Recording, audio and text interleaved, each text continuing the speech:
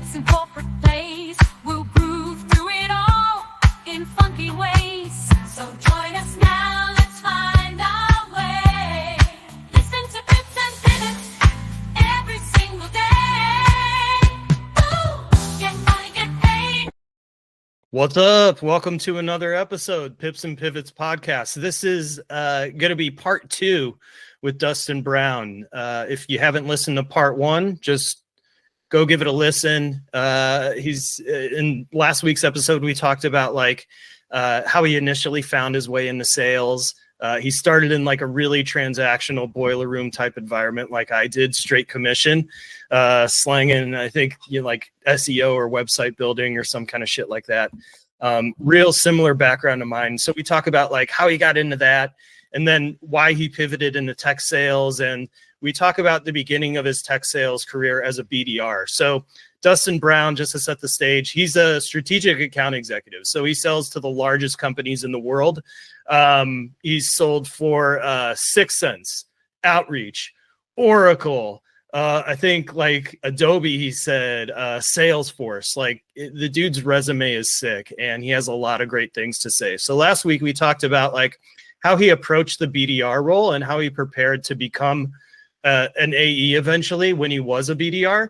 And this week we talk about his journey as an AE, which I'm not going to spoil everything, but it was not like smooth sailing at all. So this is a great example of when you see people on LinkedIn and you think like, man, this fucking King Midas over here, man, like can do no wrong. Everything he touches turns to gold. Not the case with Dustin, man.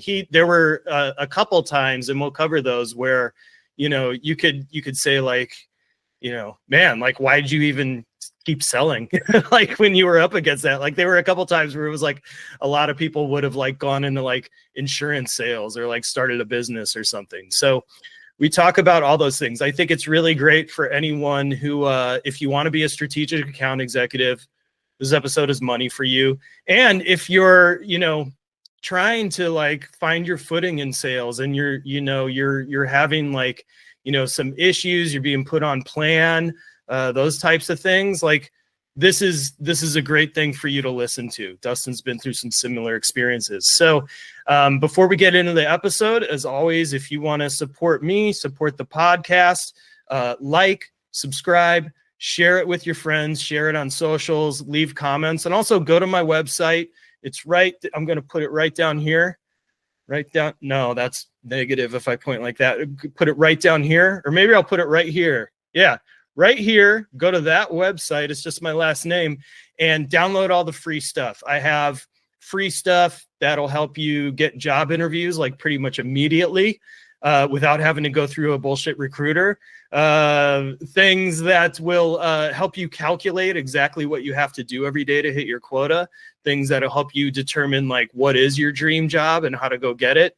Things that'll help you pivot out of sales if you've just had enough of this life and you want to do something else. So go to the website right here and get all the free stuff. And I'll talk to you at the end of the episode. Enjoy. Dustin Brown. Oracle bought Right Now Technologies 2011-12. I kind of skipped the inside sales track and got promoted accidentally on purpose, maybe a glitch in the system. I got moved to a mid-market role in the field, and I was hanging out with some big sharks at Oracle, big sharks, and that place was wild back then. I don't know how wild it is today, but man, it was that was a great training ground for me, again, to up my game, understand what we're doing, take it serious, and be prepared, understand what you're saying and the problem and how to start mapping it back. And so, but then I realized I don't like, and then all those interactions and all those experiences helped me kind of continue to hone my skill. Like, look, man, selling is a skill. It's perishable and it's different. And I always, my track was, look, I want to be at the top doing the top big deals. So I need to figure out what they're doing and how they're doing it and start implementing it now into what I'm doing today. So then I could quickly learn those things and those skill sets and that mindset and understanding. I don't need to wait until I'm there to then learn. I'm going to go emulate that now, which then helped me be a better in the moment seller of emulating the top sellers and doing the big deals, and then help me do some, have better conversations and engagements. I never accepted where I was at and said, I'm just this. Right. Right. And yeah, I figured out what they're doing, and I started doing it then, and it helped me in my current roles. And then just moving up to these things it was not like really a thing. It was just a title change. It wasn't a skill set because I was developing them now. And I had a hunger, to really understand what I was doing. So I learned SaaS. I understand SaaS, understand how they're thinking about it, understand the revenue recognitions. I understand how the contracts work. I started really figuring out how all of this stuff plays together. And, I try to not ever become a complete product expert to where like I could be an SC, but I really try to figure out how, like, why are they buying? Like, what are they trying to solve for? Like, what is this thing going to do for them really? Right. Like, so it's really important for me to understand outcomes. I like, again, going back to the early days of like, what's going on with somebody, and why are they willing and wanting to make a change? Like, what pains or what sorrows do they have in their life to think, like, hey, I'm willing to sacrifice my family and their traditions to come do this. And I mean, kind of in sales, like, hey, I'm willing to put my reputation on the line because I believe if we don't do this, the business isn't going to hit certain things, and then my OKRs and whatever are in jeopardy. Right. Yeah. So again, it's really figuring out, understanding what the person is really trying to do, and then mapping everything back to that versus being like, hey, dude, or hey, I have a really cool button. My sends the best emails in the best order, better than that person. Like, what? Like nobody cares about the thing until they need to care about the thing, but everybody cares about what they're trying to do and like their missions in these organizations. And so anyways, so that was kind of the track. I just focused on where and what they're doing now, the big hitters are doing, and started figuring out. And I read and I read, and I just did everything I could to become I was a student of the craft. Well, look, again, I don't know if this is where we want to go, but but I'll just say that, hey, that I had a plan, I had an outcome, I have an objective, didn't know what it was called, but I never settled for the thing. I always knew that I wanted to be at the top, and so, but I was willing to go do what it took to you wanted to take it as far as you could. That's wanted right. to see how far you could take it. That's right. Look, we're on this earth for a short period of time. Like, I'm not ever going to play in the NBA, but if I find something that I'm good at and passionate about, I want to be the best. Now, will I ever end up in the Hall of Fame? I don't know, but I'm going to play like I want to be. So that's kind of my thinking on things. I love it. Something I want to touch on, like, you got very fortunate early in that BDR role where you had account executives that kind of led you, and you made it apparent to them that, like, I would like to be doing what you're doing at some point. And so they're like, okay, you got to start doing it now with the account research, some of the other things. They would let you, lead some calls eventually, things like that. That's something that I feel it doesn't happen that often. Well, I didn't give them a choice, to be fair. Okay. Right. But I knew I needed to up my game. I needed to come with the perspective. I needed to go research and not wait for them to tell me what to go do. Well, and that's what I wanted to follow up with. Like, if someone's a BDR right now and they're listening and they want to become an account executive, like, what are maybe 2 or 3 actionable, proactive things they could start doing in that role to prepare and kind of make sure that they're on that track? Well, I mean, geez, I'm going to say something now. I'm going to sound like my dad or my grandpa. Like, they have it so easy now. Listen to Gong recordings. Find the top rep. Listen to their Gong recordings. Okay. Like, imagine yourself about to take a call, and what would you say if they asked you this question? Role play with a couple friends, right? Like go get serious about becoming an AE. Maybe you miss out on a maybe you don't be like this amazing meeting setter. Maybe you just be like, hey, I'm going to be good at this, but I want to go deeper. Like, you're in a great training ground to go deeper and further, right? Show your account executive that you can do more and want more, and they'll want to work with you. Every account executive wants you to do more. They want you to lean in. They want you to start showing that you want to be an AE, and they'll gladly let you take and do things further. Now, it's tough because you have a number, and you've got to, this is where strategy comes in. Like, hey, instead of waiting for the AE to tell you what this account is doing and how they're thinking, how about you go research that? How about you understand how our products help companies and say, hey, I saw this article. Like, I remember sending my AEs at 10 o'clock at night, or doing mass research on these companies after work to be like, what are they trying to do? Digging through all of these things, articles. I mean, this is prior to ChatGPT to see like who's saying what, how are they thinking, and then how can we help back that up, right? Or back into those comments. And I would send my AEs all the time, like, hey, I think this is where we can help them, or hey, I saw this. What do you think? And or hey, this is the messaging I'm sending. Or they just would like, hey, I trust you to know what's going on in this organization, how we help, and how to go have a conversation. Today, if I'm having to do all of that, like, then it's kind of like it really starts to create a lot of friction, especially when you're as a strategic seller. It's not because we don't want to, it's because like we have 600 other things that we're doing, and we're kind of treating you like an adult of saying, hey, you should understand how to read a 10K, how to research for like what are the executives that we sell to are saying online, and how does our product work? Hey, I see that our customers are trying to do a digital transformation and they need to increase their sales. Guess what? We help that. So I'm going to send them a quick email saying, hey, we can help you. I saw you say this, and here's how I think we can help you. Are you open to a conversation? Like, I don't want to say that it's that easy, but it's that easy. And you start showing more and more initiative. Guess what? You're starting to do AE work now. Yeah. Research, develop a POV. That's right. Present it to the AE, make sure everyone's aligned, and then go get it. Like, honestly, sales, especially in the big, like, everybody thinks that it's this, like, I think maybe in SMB, and I think it's becoming this less sales. It's not a performance. Okay. Very few people are buying off because you pitched it just a little bit better, but it's now people are looking at, are you actually trying to be good? Are you trying?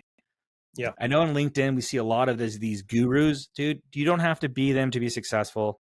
There's thousands of way more successful AEs for every one talking head on LinkedIn. Do your research, have a point of view, and send the email, make the phone call. It's all you got to do. Okay. Because at the end of the day, it's all about timing. And is it the right time? You could send the most perfectly crafted everything and do everything right, and it still not be the right time. Yeah. Like, just take a breath, be smart, try to figure out how to rise above the noise, and just be a human. So anyways, I will get off my soapbox there, but so I would just try to do things like that for my AEs, and then they would see that I'm competent, and then, they were willing to invest more time with me and teach me and mentor me and let me help take, because again, if we're still doing discovery work, why can I go ask those questions? They felt that I understood if they were be asked a few more questions, like, let me talk to the lower level people and help them get to the VP, right? Like, so I became really, and then they just, again, because I took those initiatives, they would pour tons of time with me, invite me to calls, invite me to meet with customers, do some ride along. So that was really, really cool. And, I'm that kind of AE. I am here and want to help, and I'm happy to, like, but you got to do the work. And, if the AE is going to have to do everything for you, write your messaging, check your messaging, like, and meet with you, like, just come with a point of view, do some work on your own, like, be a partner, don't be a taker. Like, cause I think that's why we still have these back and forth on SDR AE relationships. I think every AE really wants a relationship, but it's got to be a two-way thing. And I know it's not the individual BDR or SDR's fault. It's sometimes how comp plans are built. It's how processes are. But if you want to ever be anything, don't get stuck in process land. Like, figure out how to be successful, how to buck the system a little bit, and rise above it, and go and succeed and follow your gut on time. So anyways, I'll get off my soapbox in, but no, that was great. That's helpful. So you get acquired, you get promoted to a mid-market AE at Oracle. You're swimming with the big fish. It looks like you went to Salesforce at some point and then went back to Oracle and found your way into enterprise. Yeah. So, and look, there's two ways to get promoted. There's staying somewhere or just, trying things out. So yeah, we did that for a little bit. I mean, look, I didn't understand it at the time. Like, I didn't have a team with me. I was still pretty junior in terms of like my software sales and understanding all of these things. And when I'm telling you, when I was swimming the sharks, I was swimming with some freaking great white sharks, man. And maybe other teams were awesome. My team, the teams I was on, were brutal, just absolutely brutal. Like, just eviscerated me. Everything I did was shit. But they helped me. But I didn't recognize and see it at the time as it helping. really my feelings were hurt a lot. I was like, it was really tough. And I was like, is this, I don't want to be in this kind of sale. So I started interviewing with Salesforce, and look, I still wasn't really ready for that level, honestly. Like, so there was an opportunity that happened at Exact Target, who got acquired by Salesforce. They had a product line where it was a guided purchasing, and I understood that process, and I understood, kind of that guided selling, because part of a product we had was a guided, help and age. So that was really interesting, and so I got over there, really focusing on that product. Was a co-prime, was again, working under the AE, and I was like, man, I want to be running the show. I don't want to have to like compete with Sally or Jesse over there, because their product is whatever, but they need mine, but he has or she has a different multiple on. It was just way too more. That was crazy. But again, I started really getting involved in some big deals and some really interesting conversations, and I'm understanding now, okay, hey, I understand the contact center CX part. Now we're kind of talking marketing. That part of an enterprise is super interesting. Got some deals done and started figuring out how this works.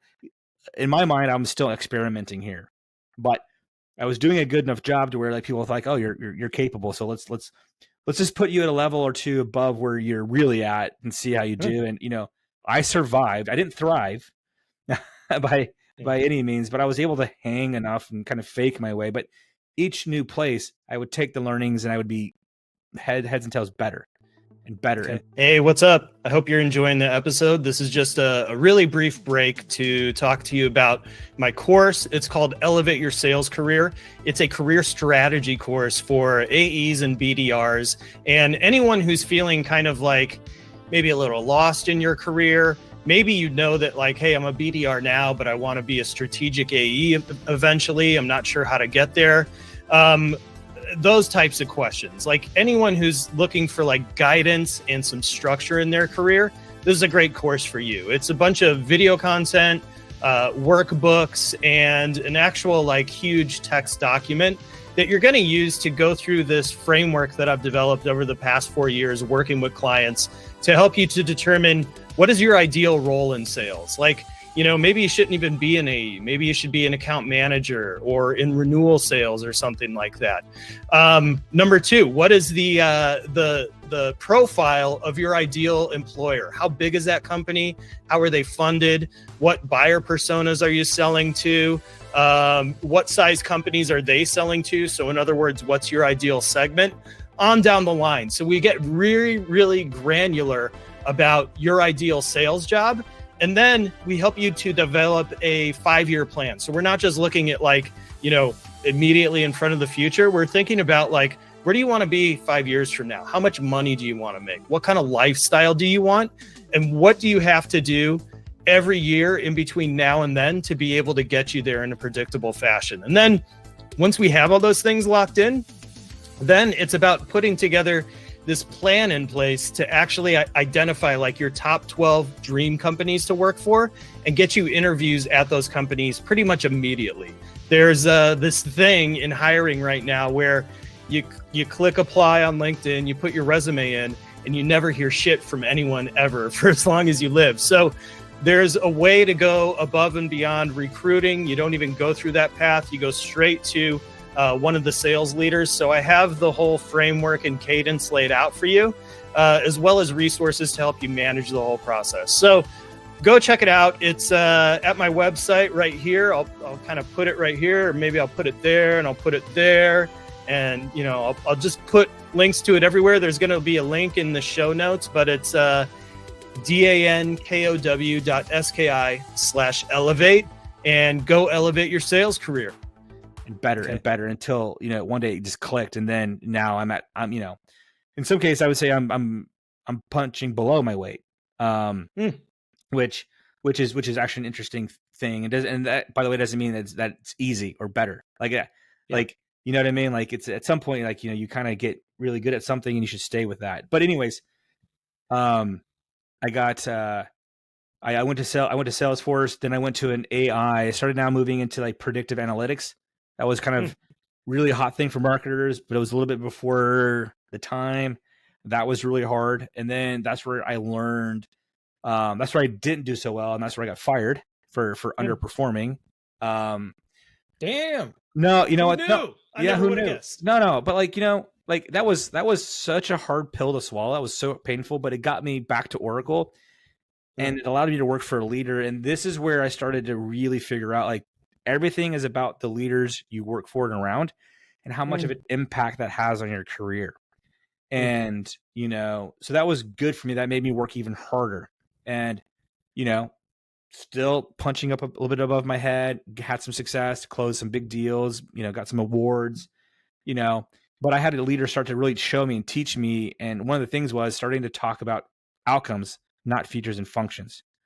Yeah. Like, the people who are going to buy don't care about features and functions. They really don't. Right. The people who do aren't really buying.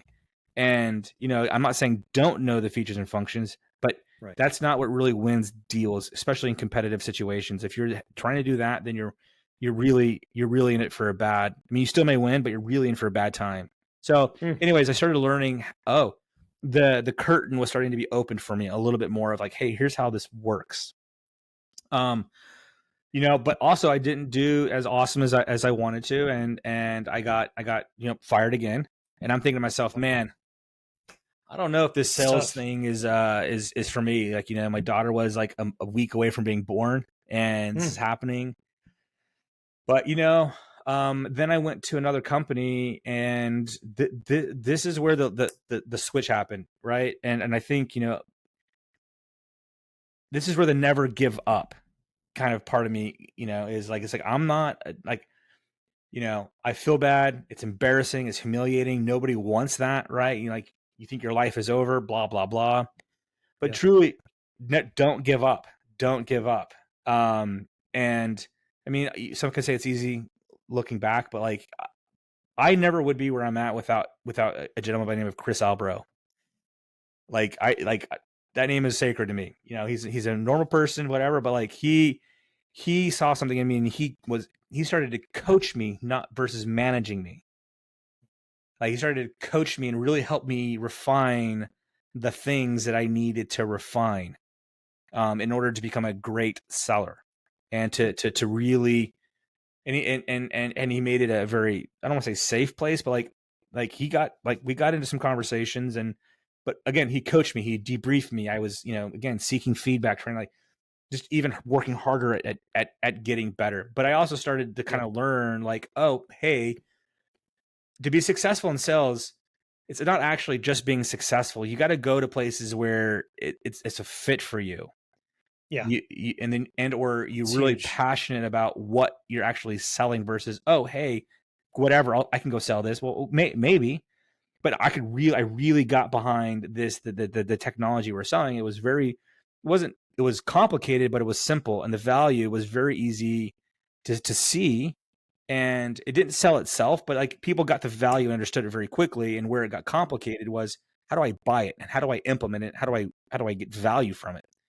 And whereas Oracle, a lot of these things are very nebulous and really hard to like see and understand. And, it took 50, 60 engineers to go do this for a 20K deal. I mean, so yeah, maybe that's too pie in the sky engineering for me. And that's okay.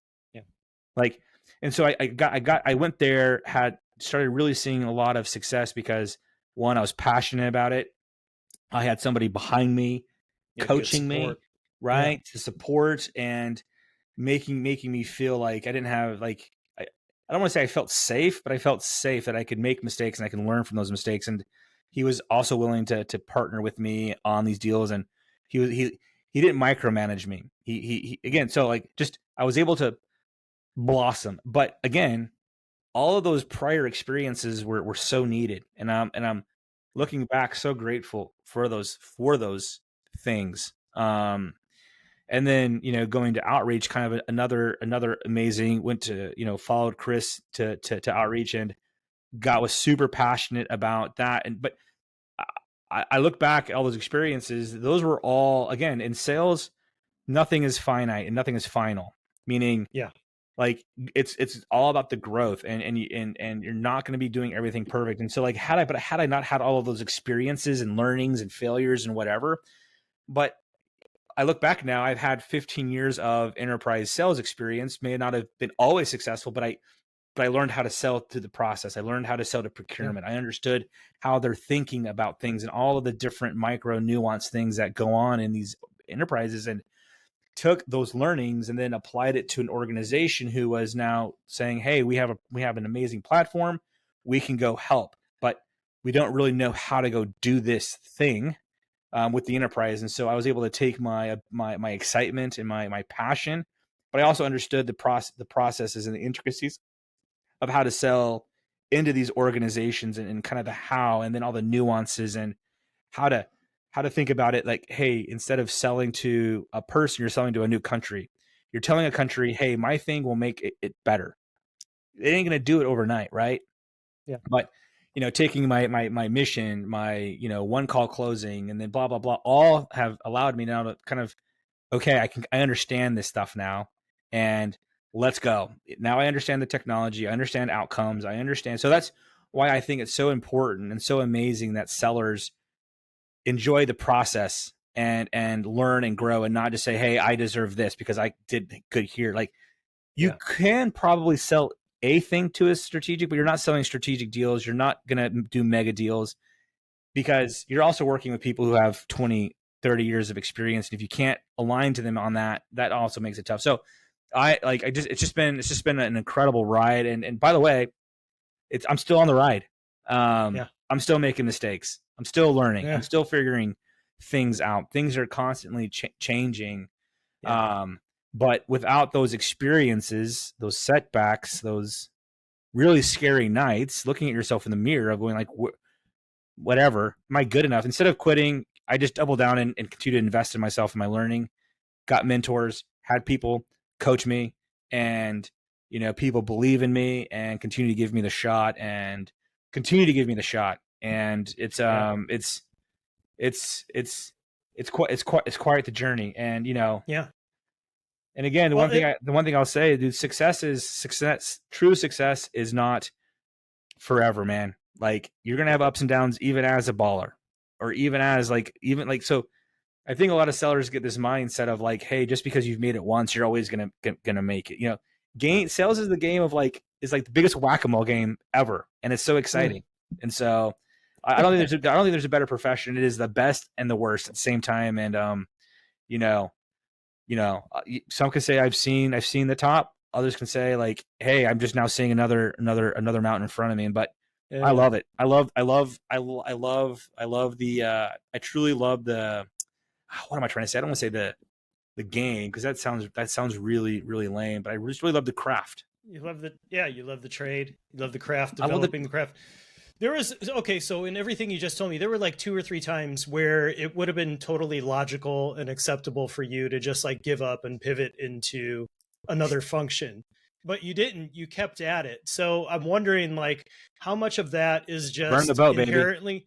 How much of that is just like inherently part of who you are, and how much of that is from you like working to better yourself and pursue like excellence in sales and being competitive? Yeah, I think all of it, honestly. But I don't know if I should out myself here, but I didn't finish school. I don't have a piece of paper that says I'm amazing. That's fine. And so I made it a choice in 2008 to burn the boats and make a bet on myself. So I made a bet on myself, and when you bet on yourself, you don't give up on yourself. And again, I'm learning. I'm continuing to learn. I'm continuing to read books. I'm continuing to get to coach. I'm continuing to do the things that I've always done, is because I know there's no other option for me. Now, people could say, well, yeah, there is, blah, blah, blah. You're probably right, but I don't think that way. I don't feel that way. So for me, it's go big or go home. Nothing. I only have one shot in this life. I'm gonna take it. I'm gonna make it, and I'm gonna die trying, as they say. So I think all of it, but I do have a chip on my shoulder. Yeah. So I hear that. But sales is those things. I mean, like, and I can't give up on my customers. I mean, it sounds so lame and so blah, but like, I really do care about these people. I care about my reputation. I care about making sure I do the right things by them. And honestly, I've been so blessed beyond measure that, and it's always come back. I've always figured, hey, if I'm honest with my customers, it'll, like, if I help enough people get what they need, it'll all work out for me. And it truly, truly, truly has. And it will continue to do so, even if the numbers don't show it every year, every quarter, every month, whatever. Like, I think that's the other thing. Walk away from the number, detach yourself from the number.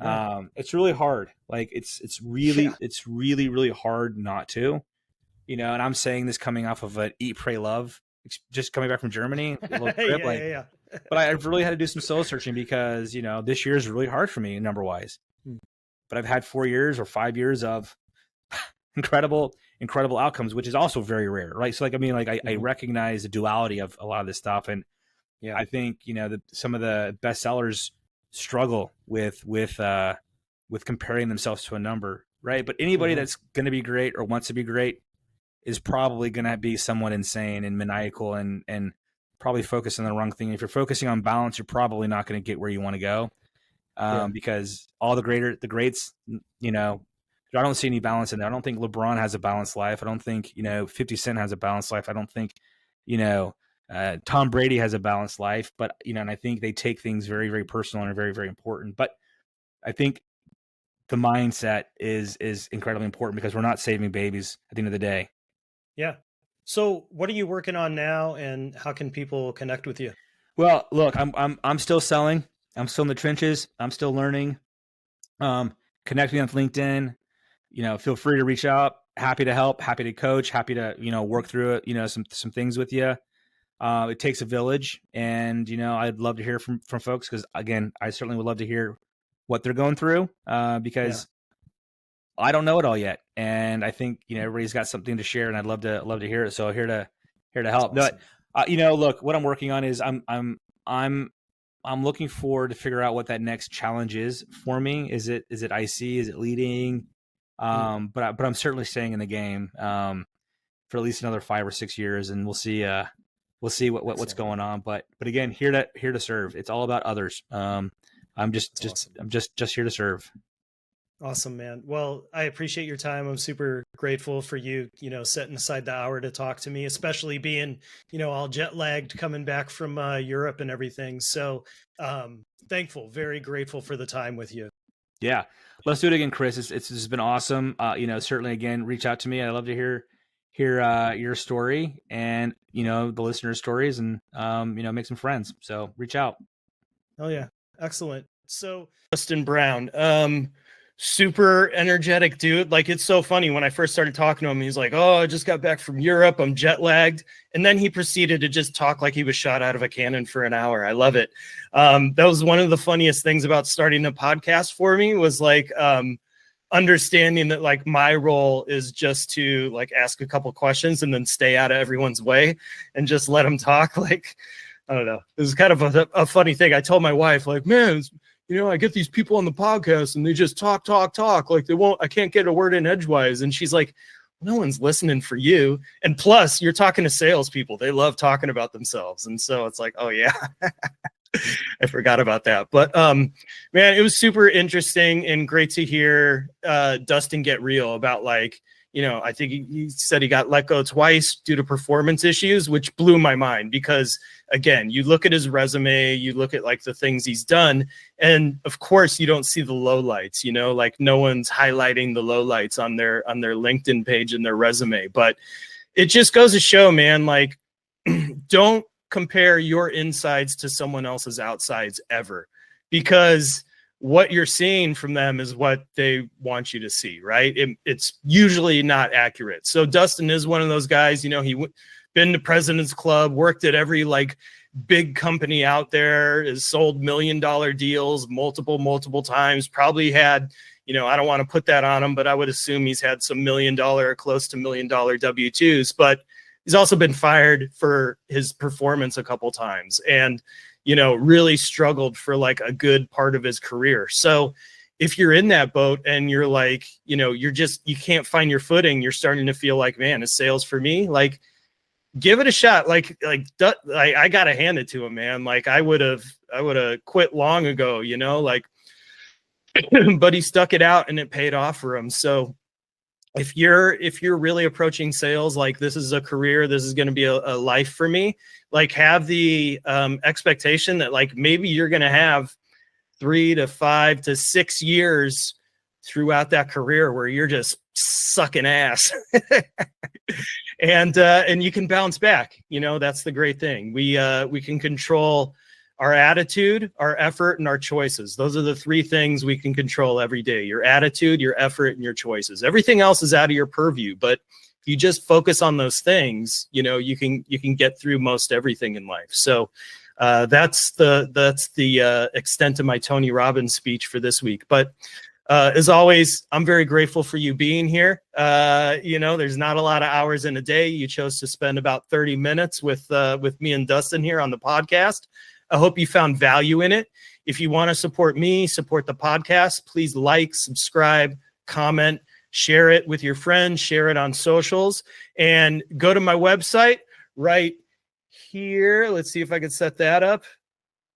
Website right there. Go to the website, download all the free stuff, and tune in next week. Go look at the old episodes too. There's loads of old shit. So if this is your first time hearing us, you liked it, go listen to all the old stuff too. Really, really great stuff. But love you. Appreciate you. Bye.